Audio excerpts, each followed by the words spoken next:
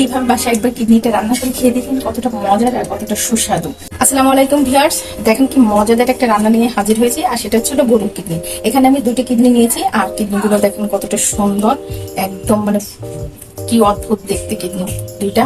আর আমি এই কিডনি দুইটাকে খুব সুন্দর করে এবং খুব মজা করে ভুনা করে রান্না করে করিয়ে নিব, আর সেটা কত সুন্দর করে রান্না করা যায় সেটাই দেখে দিচ্ছি। এখন আমি কিডনি দুইটাকে কেটে দিচ্ছি।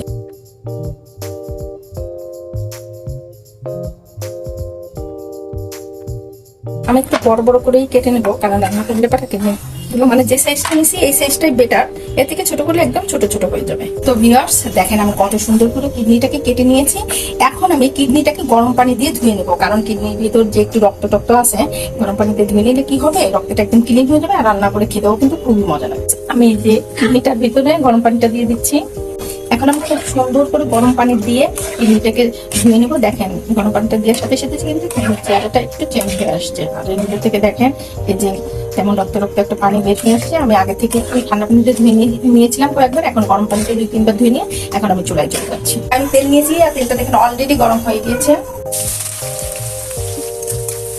এখানে প্রায় 1.5 কাপ পরিমাণে পেঁয়াজটাকে নিয়েছি। এখন আমি পেঁয়াজটাকে খুব সুন্দর করে একটু গোল্ডেন কালার করে ভেজে নিব। এখানে আমার পেঁয়াজটা সুন্দর গোল্ডেন কালার হয়ে গেছে। এখন আমি এর ভিতরে মশলাগুলোকে অ্যাড করে দিচ্ছি। আমি এখানে রসুন বাটা দিয়ে দিলাম, এখন আদা বাটা দিয়ে দিচ্ছি, জিরে বাটা দিয়ে দিচ্ছি। আদা মশলা দিয়ে খুব সুন্দর করে পেঁয়াজটাকে আরেকটু কষিয়ে নিব।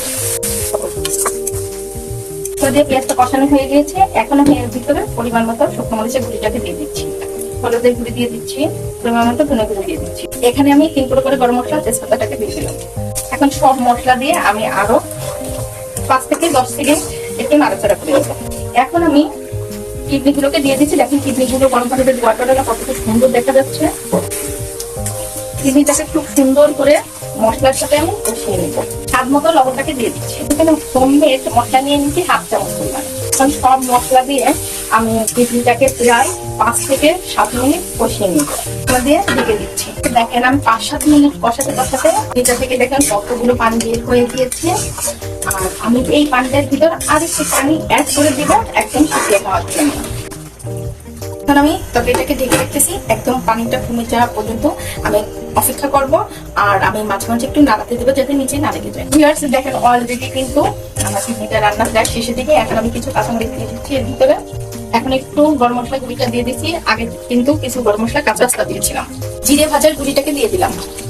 এই সমস্ত মশলা দিয়ে আমি সুন্দর করে একটা নাড়া দিয়ে আমি আরো ঢাকনা দিয়ে ঢেকে প্রায় 5 থেকে 4 মিনিট চলে গেছে। তারপর থেকে কি হবে, কাঁচামরিচের যে একটা ফ্লেভার এবং গরম মশলা আর ভাজা জিরের যে একটা ফ্লেভার, ওই ফ্লেভারটা একদম ভিতরে ঢুকে যাবে। আর সেটা কিন্তু বেশ মজা হবে।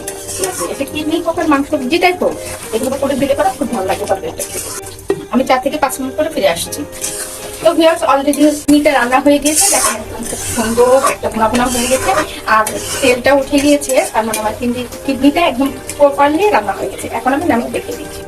তো ভিউয়ার্স আমি একটা বলে আমার তরকারিটাকে দেখেন সার্ভ করে দিচ্ছি। আপনারা যদি আমার চ্যানেল নতুন হয়ে থাকেন তাহলে আমাকে একটা লাইক কমেন্ট শেয়ার করবেন, আর কমেন্টস করে জানিয়ে দেবেন আমার রেসিপিগুলো আপনাদের কাছে কেমন লাগে। ইউটিউব থেকে দেখে থাকলে অবশ্যই একটা সাবস্ক্রাইব করে রাখবেন, ফেসবুক থেকে দেখে থাকলে একটা ফলো দিয়ে রাখবেন, লাইক দিয়ে রাখবেন, যাতে করে আমার রেসিপিগুলো আপনাদের কাছে খুব দ্রুত পৌঁছে যায়।